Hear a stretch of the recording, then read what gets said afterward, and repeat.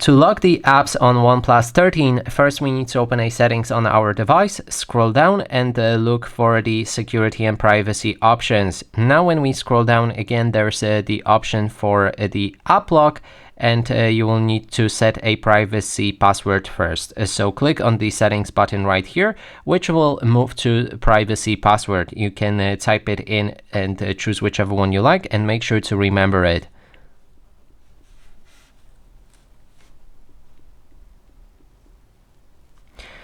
And now we can answer the security questions in case you forgot that password. And after that, we'll finally move to the app lock. You can activate it right here and then enable different apps that will be locked. So for example, I'm going to go with the Chrome, and then you can also see all of the locked apps in the locked section. Now, if we try to open a Chrome on my device right here, it will ask for a password or to verify it with fingerprint or face unlock if you have it set as well.